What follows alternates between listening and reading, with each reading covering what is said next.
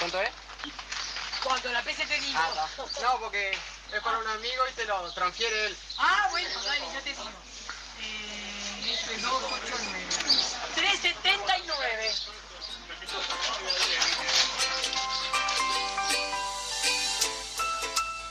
El economista callejero.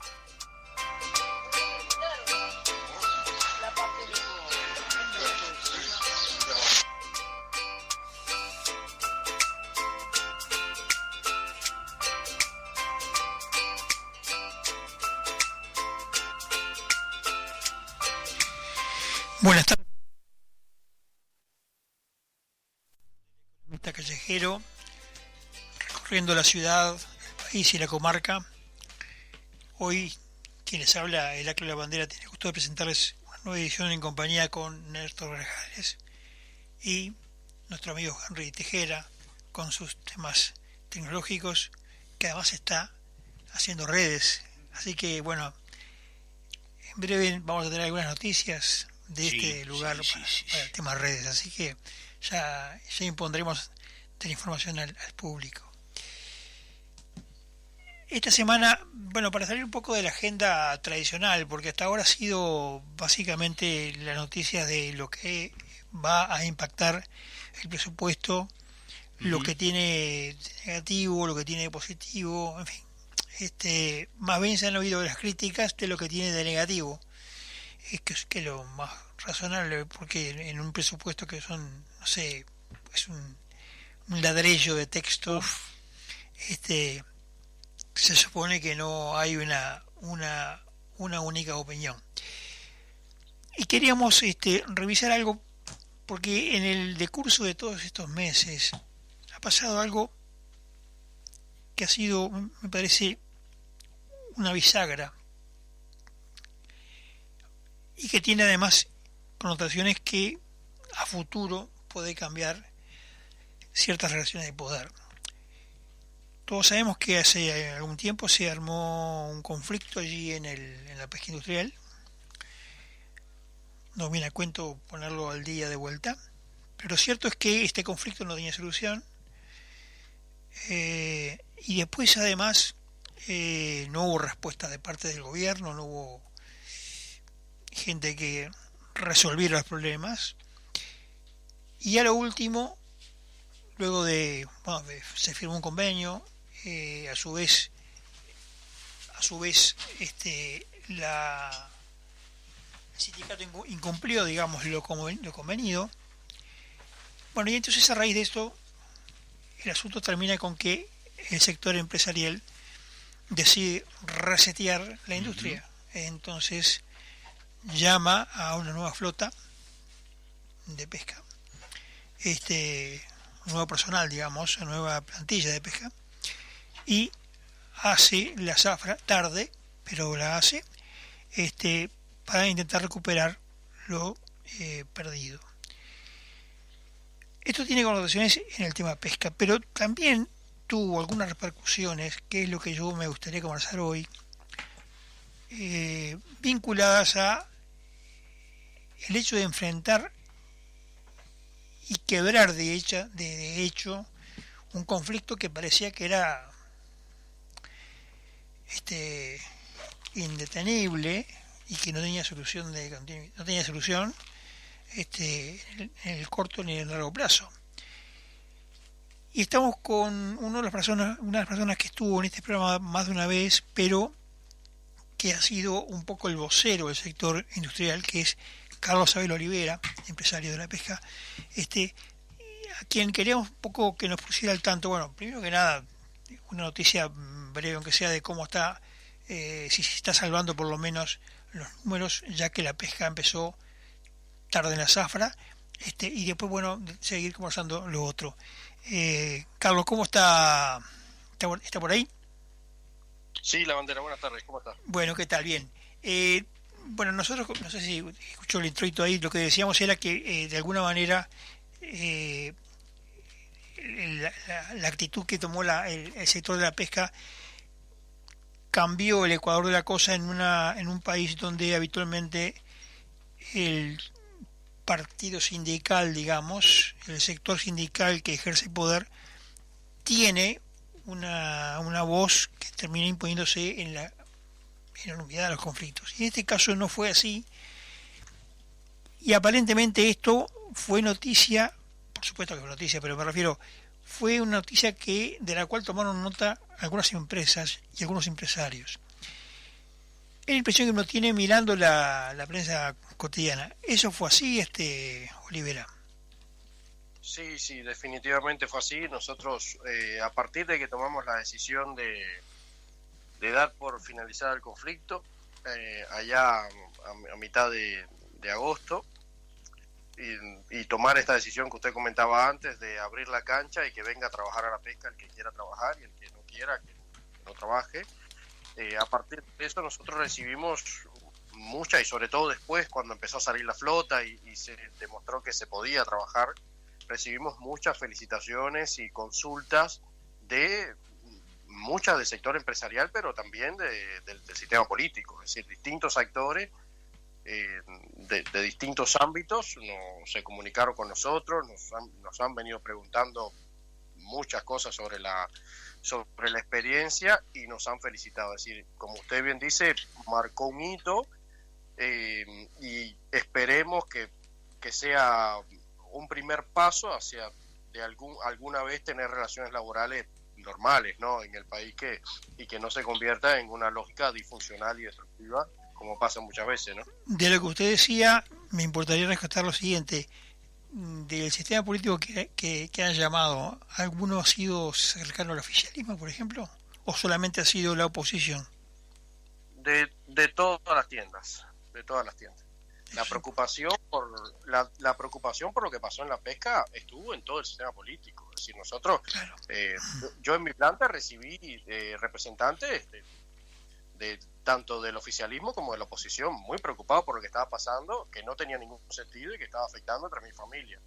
Entonces, es decir, cuando el sector empresarial decidió liderar y decir, mira, esto no lo va a resolver el Poder Ejecutivo, había manifestado el Ministerio de Trabajo. Yo tuve alguna publicación en redes en la que dije, en Juncal esto no se arregla.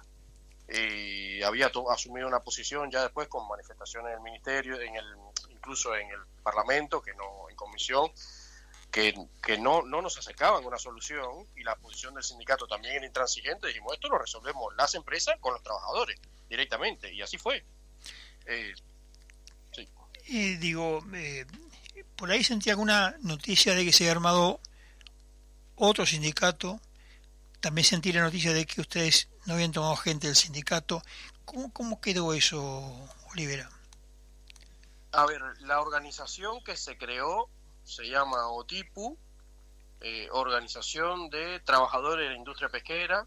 Tiene sobre todo, tengo entendido, personas que están afiliadas, que están en las plantas, que fueron los que más sufrieron sin haber tenido vela en este entierro, las consecuencias del paro. Y bueno, sí, es una organización nueva, no conocemos a la dirigencia, pero no sabemos demasiado de hacia dónde va a evolucionar, ¿no? Sé que hay gente que quería trabajar, hay gente que cuando llegó al Ministerio de Trabajo, cuando fue al Parlamento, se le dijo, bueno, pero ustedes no pertenecen a ninguna organización. Y bueno, a partir de ahí fue que decidieron ir hacia adelante y organizarse. Ese es el sindicato nuevo. Y en el caso de del sector industrial, ¿se tomó gente de la gente que estaba vinculada al gremialismo anterior o se prescindió totalmente de ellos? Porque la pregunta te la hago porque sentí por allí que en algún momento se acordó que alguna gente vinculada al sindicato que arrancó este conflicto subiera a los barcos. No sé si eso es cierto. No, en realidad, hoy por hoy, por los números que tenemos nosotros, aproximadamente el 70% de la gente que está trabajando arriba de los barcos era la misma que estaba antes. Hay un 30% nuevo. Lo que sí va pasando es que los que no eran efectivos de la empresa, todo el mundo está entrando a través de la bolsa de empleo que crearon las cámaras. Entonces, cada vez del personal nuevo que va subiendo, hay una mayor proporción de personal que no estaba arriba de los barcos. El personal de sindicalización no lo sabemos, porque una de las novedades de esto es, antes para trabajar tenías que estar sindicalizado, tenías que estar inscrito en una bolsa del sindicato, tenías que sindicalizarte y de facto eso significa pagarle a alguien el 3% de tu sueldo por trabajar. Ahora lo que pasa es que eso no existe. Entonces hoy no es requisito, usted se va y se anota en uruguaypesca.com, hace sus entrevistas, pasa por la inteligencia artificial y demás, y después cae en una bolsa que lo llaman ahí y empieza a trabajar. Nadie le va a preguntar si usted está sindicalizado, si no lo está. Usted sube, hace su periodo de prueba y si es bueno se queda y si no se va y si a otra cosa, ¿no? La retomada de la actividad tarde por el conflicto ha permitido más o menos equilibrar números, están muy lejos. Una mirada sobre eso. No, la situación del sector es sumamente difícil. Es decir, nos va a tomar un año más o menos, habiendo hecho al menos una temporada. Tenemos que hacer una temporada para salir del hueco. Ahora lo que toca era poner los barcos a andar, retomar las relaciones comerciales que quedaron muy dañadas porque los incumplimientos fueron muy grandes, acomodar la situación financiera que también es difícil, se cayeron las líneas de crédito, se rompió toda la cadena de pago. Entonces, salir a trabajar ahora lo que ha implicado es empezar lentamente a empezar a achicar el barco, a sacar agua, a deslizar, pero la situación va a ser todavía durante un año bastante compleja, con retos. Súmele que, por ejemplo, usted recordará que durante la administración pasada se tomaron unas pocas medidas de descuentos y que se hicieron de conjunto con el convenio que se le firmó al sindicato, y esos supuestos beneficios, lo pongo entre comillas porque fue lo que se hizo, una especie de parches, que fue la respuesta que se tomó a las soluciones de fondo que nosotros pedíamos. No pedíamos eso, pedíamos soluciones de fondo, pero bueno, se tomaron esas y esas ya cayeron. De las 4 que habían, cayeron 3. Es decir, ahora salimos a trabajar después de la temporada perdida con costos más altos de los que teníamos antes, incluso, porque no se renovaron. Hasta el momento no se han renovado. Entonces, es complejo. La situación es compleja, pero bueno, estamos trabajando. Bien. Buenas tardes, señor Olivera. Buenas tardes. Néstor por acá. Tengo 2 o 3 preguntas para hacerle. Primera, Heraclio le preguntaba si habían tenido algún tipo de consulta de gente especialmente vinculados al ámbito político, tanto del oficialismo, del gobierno como de la oposición. Yo le hago la pregunta más al grano todavía. En el caso de el conflicto que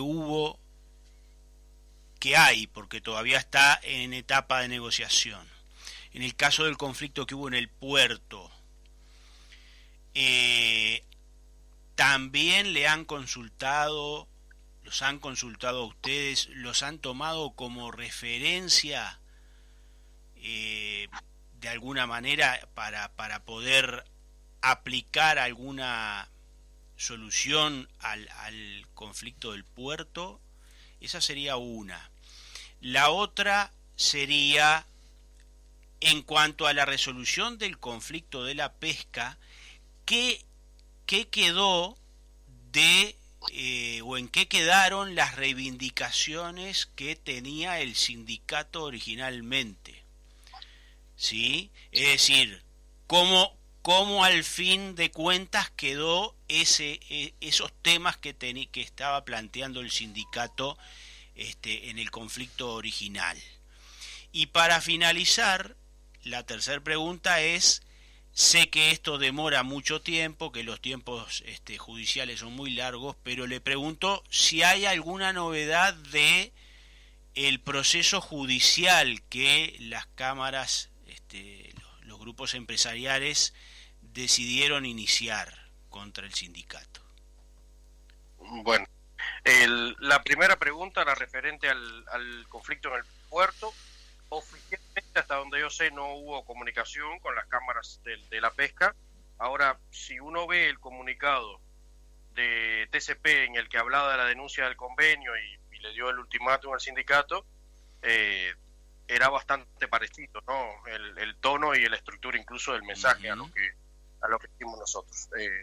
Así que eso es lo que le puedo decir en este sentido con respecto al conflicto del puerto, con el cual nosotros fuimos la primera gremial en salir a decir que era inaceptable, ¿no? Una parálisis del puerto. Claro. Recién a los 2 o 3 días empezaron a salir otras gremiales. Después, la segunda pregunta, ¿me la recordás, Néstor? La segunda pregunta era ¿qué quedó o cómo quedó resuelto todo lo que tiene que ver con las reivindicaciones originales que tenía el sindicato en el conflicto en primera instancia del sindicato en el conflicto que tuvo con el sector empresario en la pesca?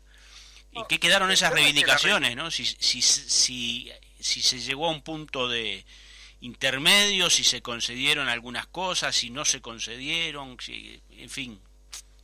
No, para nada, Néstor. Es decir, las reivindicaciones no tenían sustento, desde el primer día no tenían sustento. Claro. Nosotros, tanto al sindicato como al Ministerio de Trabajo, le mostramos toda la evidencia desde la primera semana del conflicto, Claro. probándole que estaba diciendo el sindicato no tenía fundamento. Por eso lo lamentable de un conflicto de 90 días por algo, con un convenio firmado que no tenía, los propios trabajadores, los oficiales, capitanes, maquinistas, todos decían que era una locura lo que estaba pasando. Uh-huh. Así que nosotros esos reclamos no le hacemos lugar bajo ningún concepto. Claro. Y en la tercera pregunta, le hago el refresh. Sí, ¿En qué instancia está o si hubo alguna novedad? Eso es un tema que va muy lento, ¿no? Todo lo que va por vía judicial va muy lento, o por lo menos los tiempos son diferentes a los tiempos que uno maneja en otros ámbitos. Pero en el ámbito judicial, ¿tuvieron alguna novedad sobre la acción judicial que la Cámara Empresarial inició sobre el sindicato? Todavía está en proceso. Se dio la instancia de negociación preliminar que establece la ley que tiene que darse, sin mayores novedades, ¿no? Y bueno, sigue su curso, que como bien usted dice es lento, ¿no? Claro. Como está claro que decíamos al principio que aquí hay un parteaguas, ahora la pregunta sale un poco de lo sectorial para hablar más bien de lo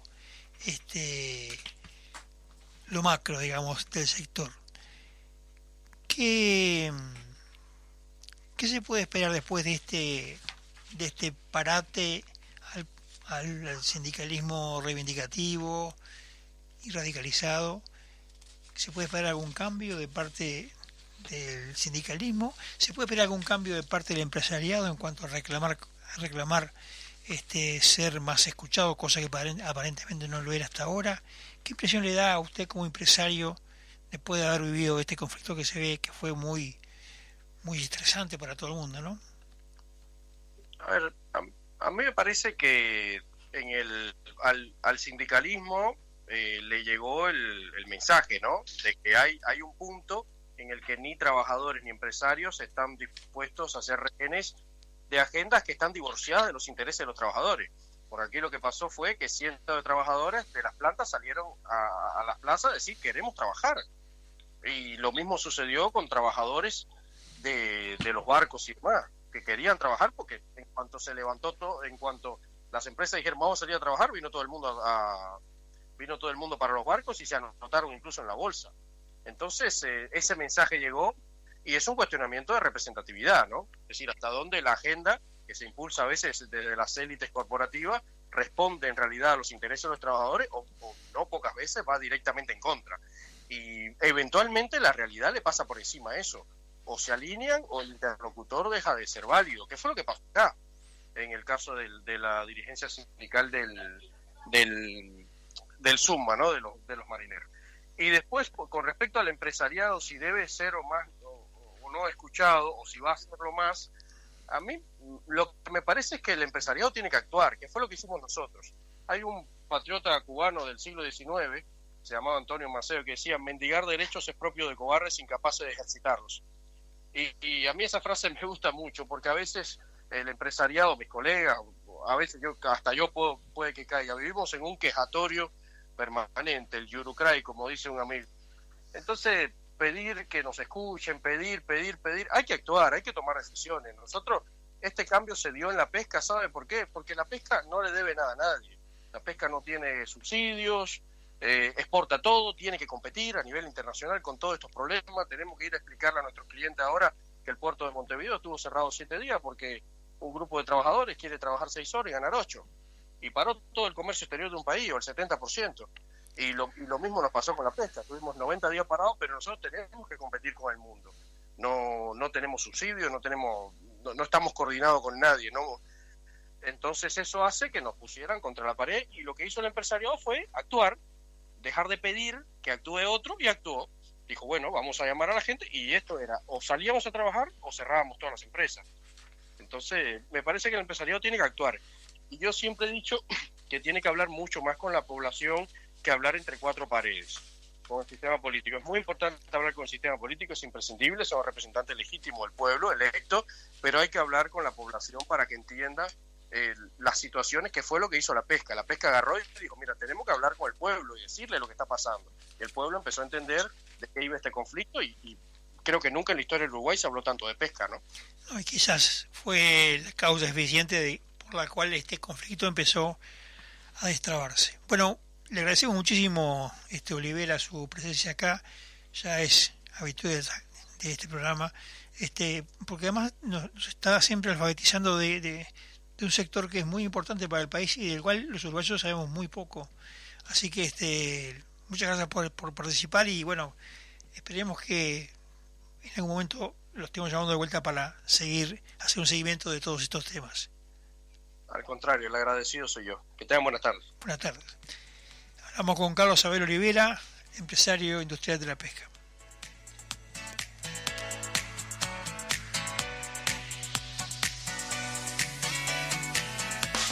Tus avis no te dejan a pie. Presenta tu cédula y canjea 50 avis por una chance para participar del sorteo de 2 autos eléctricos BYD, 19 motos Anela. Además, podés ganarte 500 vales valor 1.000 pesos cada uno en el pago de tus facturas en nuestros locales. Vos podés ser el ganador. Te esperamos. Más información en habitat.com.uy. Si piensa invertir en Uruguay, piensa en negocios all inclusive. Ananiquian Negocios Inmobiliarios. Desde 1992, brindando excelencia inmobiliaria, trayectoria, experiencia y prestigio. Alquiler, venta y administración de propiedades, comercializando los mejores proyectos, con asesoramiento especial para no residentes. Ananiquian, desde 1992, ofreciendo negocios all inclusive en Uruguay. Teléfono 2711-7266. Visítenos en www.ananiquian.com.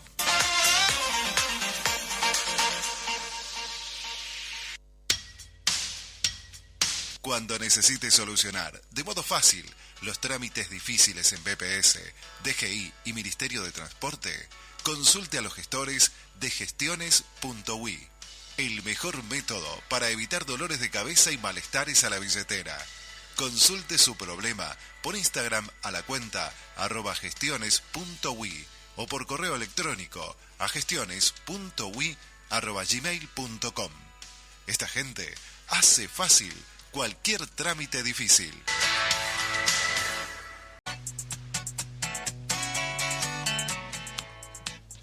Bueno, y ahora entramos en la segunda parte de este programa de los lunes. Y tenemos acá a Ricardo, que tiene hizo un inventario de algo que circula en redes hace tiempo. Es acerca de algunas actividades que hay este fin de semana, esta semana, este fin de semana y algún fin de semana más adelante. Tenemos desfile de las antorchas en Colonia La Paz de Colonia, el Día de Mariscala en la Semana de la Valleja, la 12ª edición de Atlántida Jardín, Noche de los Fogones en el Cerro Artigas de Minas y también Noche de los Fogones en Capilla del Sauce, Florida. Tenemos cuarto Festival de Jazz en el Bosque en Sauce de Portezuelo, Maldonado. Tenemos el 11º Concurso Nacional de Mesas de Té en Conchillas.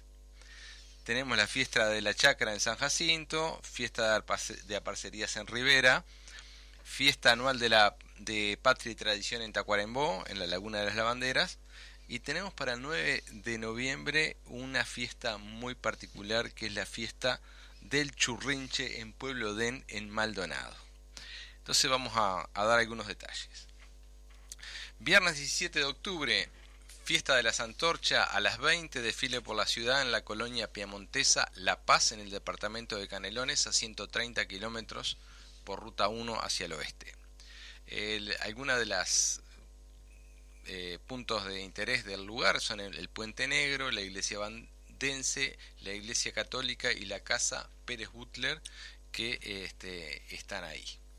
¿Qué pasa el 17 de octubre? Bueno, el 17 de octubre de 1858, Doroteo García fundó esa villa, invitó a los valdenses que vivían ahí a instalarse, que vivían, por ejemplo, en Florida, que había valdenses, a instalarse en esa localidad.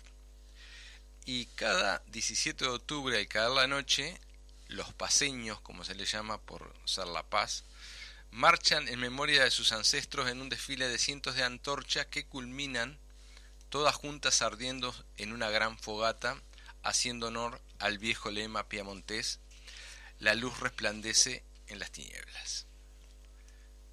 ¿Qué tal? Colonia. Semana La Valleja, viernes 17, día de Mariscala, ruta 8, kilómetro 184, largada simbólica del rally en la Plaza Independencia, donde actuarán Chalamadre, Yandira y Los Hadas y Pablo Fernández. El sábado 18, en la Noche de los Fogones en el Cerro Artigas de la ciudad de Minas, actúan desde las 16 hasta la medianoche Evangelina Arnaldo, Noelia Martínez, Anita Valiente y Lucía Aramburu, Maya Castro, Ana Prada, Soledad. A las 24 va a haber un canto a Don José y cierra a las 0:15 Marcela Morelo. Eso es el sábado. 100 kilómetros de Montevideo, ruta 8. Domingo 19 también en el Cerro Artigas, desde las 14:30, Ballet Folclórico Tierra y Cielo, Escuela de Canto Natalia Ortega, Los Gauchos no piden permiso, Otra Historia, Cristian Medina, El Zucará, Caterín Bernes, La Barnoa Carrero, y termina 21:30 con la actuación de Chacho Ramos. Seguimos la Semana de La Valleja, ahora el jueves 24, el Día del Pueblo Solís, a 85 kilómetros de Montevideo, a 13 de Piriápolis. Actuación de Los Patos, El Show de la Pepa, Los Gauchos no piden permiso, Otra Historia, Martín Piña, Marca Acme, JP y JJ Borges y su banda. Y el viernes 25 es el Día de Zapicán, desfile de caballería gaucha, misa campal, exposición en el mes de patrimonio, actúan Burbujas, Ágata y hay fogones.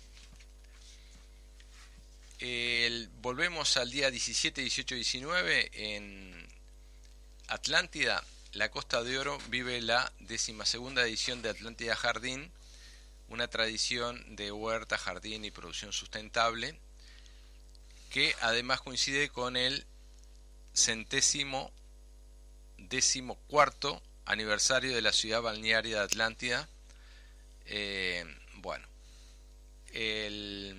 sábado 18 en Capilla del Sauce, Florida, segunda edición de Noche de los Fogones. Capilla del Sauce, ruta 6, kilómetro 195, 2 horas 45 Montevideo.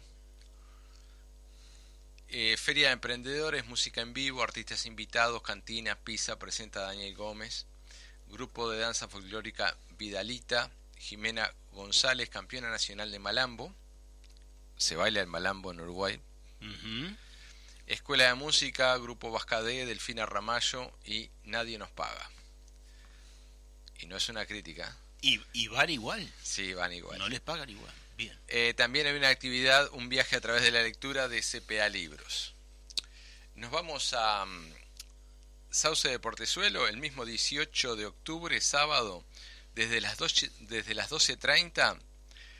La Asociación de Fomento de Turismo y Sauce de Portezuelo hace el cuarto festival de jazz en el bosque, donde la entrada es totalmente libre, hay que ir y escuchar, nada más. ¿Qué tal? El 18 de octubre, ahora en Conchillas, departamento de Colonia, el 11º concurso nacional de mesas de té declarado de interés departamental por la Intendencia de Colonia y de interés turístico por el Ministerio de Turismo. Este concurso fue creado por 3 mujeres de esa ciudad de Conchillas con el propósito de revalorizar el patrimonio británico presente en la zona mediante la presentación de mesas de té especialmente diseñadas para la ocasión. Y 18 y 19, la fiesta de la chacra, después de 2 postergaciones, se va a hacer en el Centro de Educación Rural, que se hace siempre, kilómetro 56-600 de la ruta 7, pasando San Jacinto. Con 2 escenarios, el escenario Abel Soria y otro escenario que se llama Poetas de la Chacra. El sábado habrá 10 artistas en ambos grupos, en ambos escenarios, y el domingo serán 8 artistas, aunque también participarán 8 grupos de danza. 18 y 19 de octubre en Rivera, primer festival de aparcerías en el Ruedo Unidos por la Tradición. Más de 160.000 pesos en premio entre aparcerías, tropillas y jinetes. Esos 2 mismos días, 18 y 19, en Tacuarembó, en el Ruedo Homero Formoso de la Laguna de las Lavanderas, es la fiesta anual de la parcería Patria y Tradición, con jineteadas, pruebas de rienda y pialadas. Y para noviembre, el día 9, en Pueblo Edén, será la segunda fiesta del Churrinche. Pueblo Edén, a 145 kilómetros de Montevideo, 127 por ruta 9 y 18 kilómetros por ruta 12 hacia el norte. Se realizará desde el jardín El Boliche de Pintada, ubicado frente a la Plaza del Pueblo. Ahí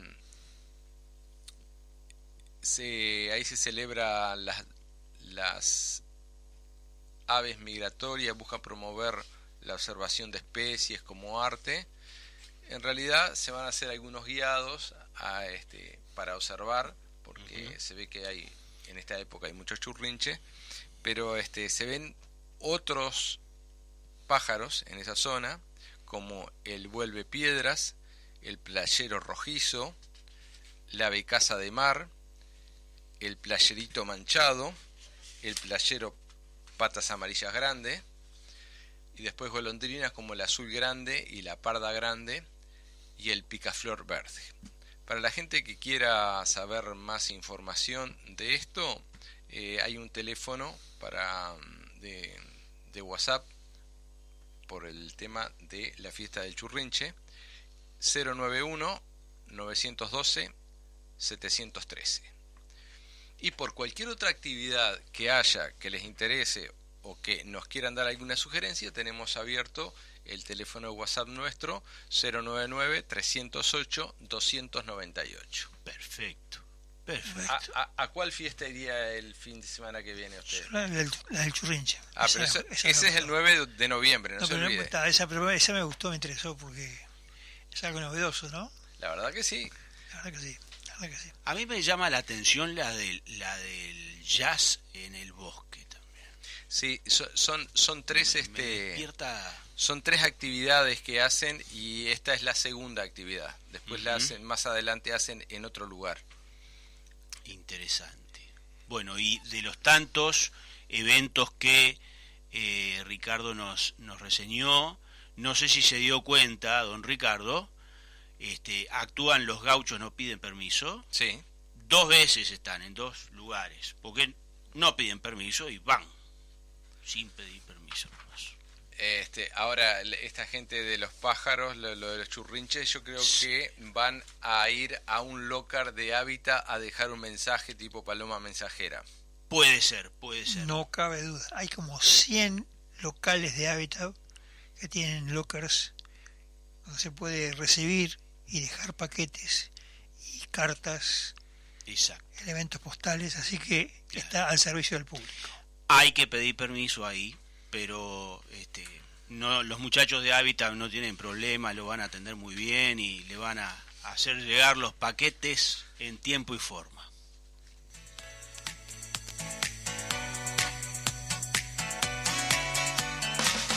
Tus avis no te dejan a pie. Presenta tu cédula y canjea 50 avis por una chance para participar del sorteo de 2 autos eléctricos BYD, 19 motos Anela. Además, podés ganarte 500 vales valor 1.000 pesos cada uno en el pago de tus facturas en nuestros locales. Vos podés ser el ganador. Te esperamos. Más información en habitat.com.uy.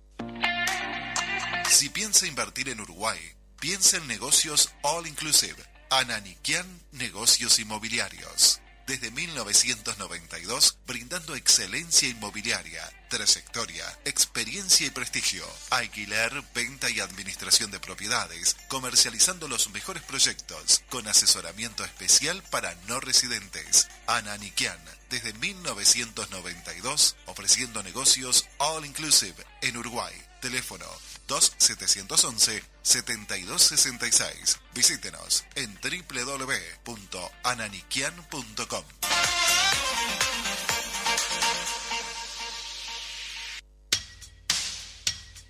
Cuando necesites solucionar de modo fácil los trámites difíciles en BPS, DGI y Ministerio de Transporte, consulte a los gestores de gestiones.ui. El mejor método para evitar dolores de cabeza y malestares a la billetera. Consulte su problema por Instagram a la cuenta @gestiones.ui o por correo electrónico a gestiones.ui@gmail.com.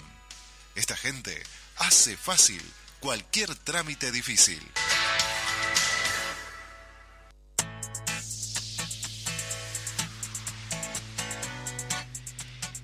Y llegamos al último tramo de esta edición de El Economista Callejero. Quería hacer un comentario porque ahora está nuestro querido amigo Henry Tejera con sus temas tecnológicos siempre tan atractivos e interesantes. Pero quería hacer un comentario de un tema que va a generar urticaria y seguramente lo tratemos con más intensidad en el programa hermano de El Economista Callejero, que es el programa de los jueves, Ventana Abierta, que tiene que ver con una propuesta que hizo el legislador Óscar Andrade del Partido Comunista sobre las viviendas con deuda.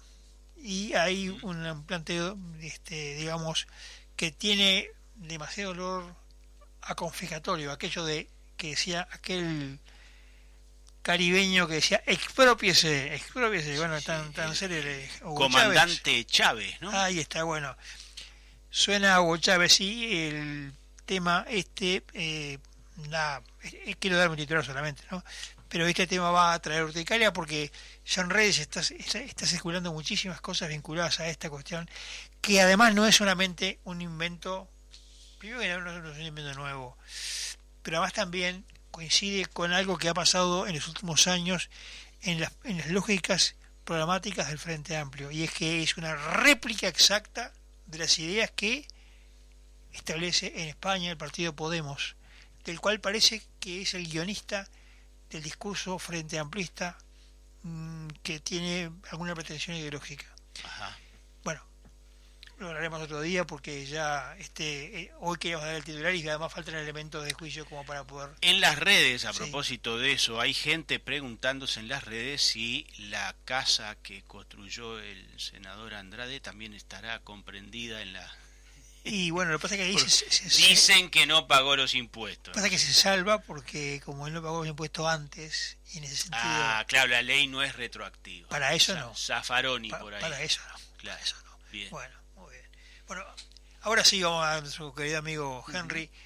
Hoy vino con algo también de economía del anonimato. A ver, ¿qué es esto, Henry? Buenas tardes, compañeros de la mesa. Buenas tardes, audiencia. ¿Qué tan familiarizados están ustedes con la lucha libre mexicana? Bueno, chicos, yo miraba. En orden de ser sincero, lo que conozco de lucha libre miraba a veces Titanes en el ring, Martín Caradagian, La Momia y todo eso, ¿no? Que era mala copia, digo mala no es sentido que tenía de la mexicana, que era esa de Portento. Exacto, fundamental eso que dijiste. La mexicana tiene una particularidad, que justamente esta particularidad fue, entre otras, la que copiaron los argentinos, que es que desde el año de la década del 30 del siglo pasado, los luchadores comenzaron a utilizar máscaras. Entonces hay toda una mitología alrededor de las máscaras. El más famoso luchador es el que se conoce como el Santo. Después hay otro que era el Demonio Azul, que trascendieron en el cuadrilátero como atletas y performance también, ¿no? Esa especie de acto más allá de lo que puede ser el deporte. Ajá. Estas personas utilizaban las máscaras como una especie de escudo que también simbolizaban poder, pero sobre todo privacidad. Esta misma lógica, la de construir una presencia pública pero desde el anonimato, con la máscara puesta, reaparece hoy en un contexto radicalmente distinto, en el mundo digital. Así que hoy voy a hablar de los que se conoce como VTubers, o B corta o V Tubers, que es una abreviatura de Virtual YouTuber. No sé si conocen, han visto algo de los VTubers. De YouTubers sí, de los VTubers no. No particularmente. YouTubers sí. Perfecto. Pero VTubers no. Entonces vamos a empezar por lo básico. ¿Qué es un VTuber? ¿Qué hace un VTuber? Bueno, es un creador de contenido, genera videos. En principio esto comenzó en Japón en el año 2016. Empezó en la plataforma de YouTube, en donde una figura, una persona, en este caso una mujer, cuyo nombre artístico es Kizuna Ai, en vez de aparecer en los videos dando la cara, lo que hizo fue que apareciera un personaje virtual, un avatar. Pero con una particularidad. Tenía la tecnología para que este avatar capturara sus movimientos, no solo faciales, sino de todo su cuerpo. Por ejemplo, se ponía unos guantes, que cuando ella movía las manos, este personaje también movía las manos. Tiene para las piernas, entonces el personaje se puede parar, puede moverse y replica lo que está haciendo ella. Esa tecnología me parece que fue y es aplicada, o por lo menos era aplicada en animaciones cinematográficas, sí, ¿no? Sí, es correcto. Incluso ya cuando teníamos el Super Nintendo y demás, hay un guante muy famoso que no sé si acá Uruguay llegó, pero en Japón sí. En Japón sí que podía jugar con la mano y hacer movimientos como si en vez del control te ponías el guante y usabas la mano. Bueno, algo similar. Esta fue la pionera. ¿Qué tipo de contenido generan estos VTubers? Habitualmente hacen streaming. Streaming básicamente es una transmisión en vivo, ¿no? Que es lo que pronto vamos a empezar a hacer acá. Exacto. ¿Cómo no? Que está muy de moda ahora. Por eso, no nos podemos quedar atrás. Generalmente tratan temas, por ejemplo, de videojuegos. Entonces se ponen a jugar videojuegos y están horas jugando videojuegos. Siempre el personaje virtual, nunca el real. Casi nunca se le ve la cara. Hay algunos creadores de este tipo de VTubers que sí, que muestran la cara, y hay otros que se mantienen anónimos para siempre. Hacen entrevistas a diferentes personajes, a veces a personas que no son VTubers, pero sin embargo el entrevistador, en este caso sí aparece este icono, este avatar, haciendo la entrevista, entre otros contenidos más. Después de YouTube, que aún sigue siendo la plataforma en donde estos VTubers usualmente hacen streaming, apareció Twitch. Sí. Es una plataforma casi específicamente para hacer streaming, ¿no? Entonces los VTubers son un grupo muy grande dentro de esta plataforma. Y después hay otras, pero son menores. Ahora, ¿qué tiene que ver la economía con esto? Porque yo titulé esta entrada como la economía del anonimato, porque acá hay mucho dinero. Este es un mercado que genera muchísimo dinero. ¿Cuánto? Según un reporte de Business Research Insight, el tamaño del mercado global de estos VTubers se valora aproximadamente, en el año pasado se valoró en $7.000 millones. Ahora, ¿cómo es posible que personas que están generando contenido, que no muestran sus rostros, puedan generar tal ecosistema, tal economía alrededor de su actividad? Bueno, lo que pasa es que acá hay una serie de ingresos por diferentes fuentes, digamos. En principio, publicidad, como casi todos los creadores de contenidos en YouTube o en otras plataformas, claro, pasan aviso y ahí ellos se llevan un porcentaje. Después hay donaciones. Hay algo que se llama super chat, por ejemplo en Twitch, en donde vos podés donar. Estás viendo y querés donar $1, $10, $100 y vas donando. Después patrocinios. muchas de estos VTuber tienen mercancía, tienen su marca propia, son su marca. Entonces generan artículos, unas remeras, un vasito, lo que sea, con su nombre, con su marca, y eso los seguidores la compran. También hacen conciertos. Hay 2 o 3 VTubers que son muy famosos y hacen conciertos físicos con una pantalla en donde aparece el avatar, esta figura virtual, cantando, pero nunca la presencia real de la persona que está detrás de ese avatar. Y después, bueno, obviamente que esto abre las puertas para las colaboraciones de mercados. Como estos VTubers suelen tener muchos seguidores, en el orden de millones, las marcas se interesan, entonces hacen colaboraciones. Por ejemplo, de las más importantes está McDonald's, PlayStation, entre otras. Esas son las más significativas. Y alrededor de esto, donde hay plata, siempre hay intermediarios. Entonces, hace tiempo que aparecieron agencias que se encargan de gestionar estos VTubers. Que hacen, bueno, justamente los arreglos con las marcas, la firma de contrato, todo el aspecto legal que un creador de contenido no tiene por qué saber. Se llevan su parte del intermediario, obviamente, pero se encarga de hacer toda la gestión que tiene.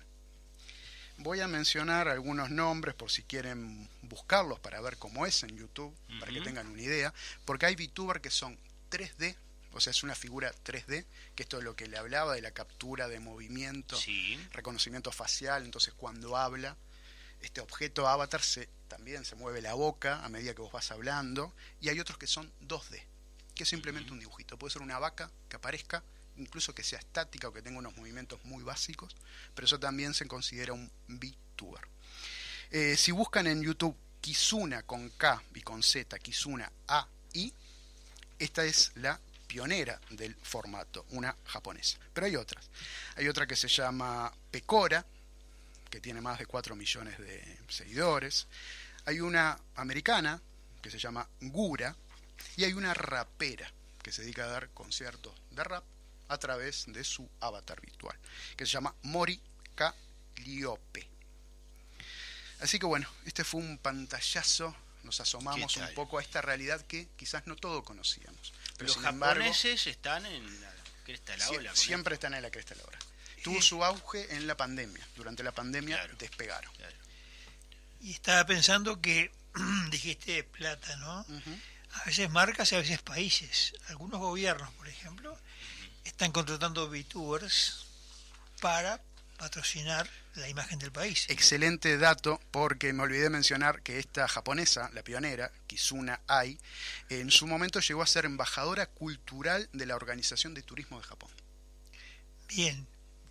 Me consta, por ejemplo, que la Unión Soviética, la ex Unión Soviética, Rusia, hoy, contrata a alguna gente para ser de VTuber. Corea del Norte he visto a varios. Corea del Norte tiene como secretario de prensa, digamos, a un español. Entonces, es verdad, él se maneja muy bien en el mundo hispano, justamente.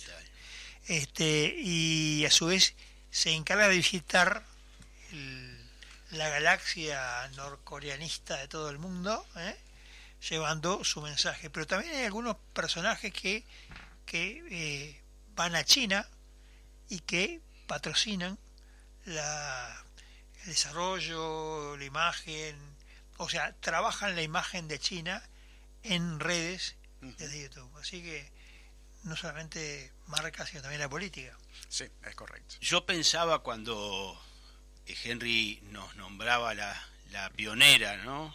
Kizuna Ai, es como escrito por un guionista, por el guionista de Dios, como le dicen, ¿no? Porque fíjate el apellido, supongo que es el apellido, no sé, el apellido que se mandó Kizuna, ¿no? Ahí es una pura coincidencia con OpenAI, por ejemplo, ¿no? Hablando de inteligencia artificial, que seguramente está muy metida en toda esta técnica, ¿no? La tranquilidad para Ricardo, que no vamos a contratar un VTuber para el espacio de turismo. Por ahora. Capaz que lo contrato yo. Y próximamente vamos a empezar a hacer streaming nosotros, pero por cuestiones de presupuesto no va a haber VTubers. Acá vamos a salir nosotros en vivo y en directo nomás, porque es lo que hay, ¿no? No tenemos presupuesto como rubro. Nunca se sabe. Nunca se sabe. Nunca se sabe. Nunca. Quedamos con que la audiencia se quede con la incógnita si seremos reales de carne y hueso o seremos VTuber. Vaya uno a saber. Porque además otra cosa, fíjate que todo esto trae de la mano un debate que viene desde la antigüedad más profunda, y es que la realidad es real o hay algo virtual que está emparentado en paralelo con la realidad. Hay una coexistencia de los dos Y esto mundos, ¿no? Algo virtual y algo real. Lo pone sobre la mesa. Vamos a afuera ahora. Nos vamos. Nos vamos.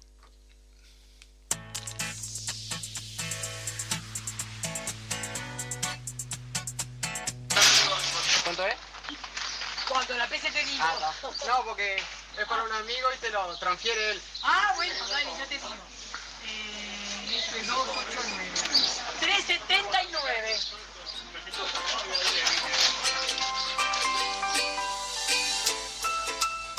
El economista callejero.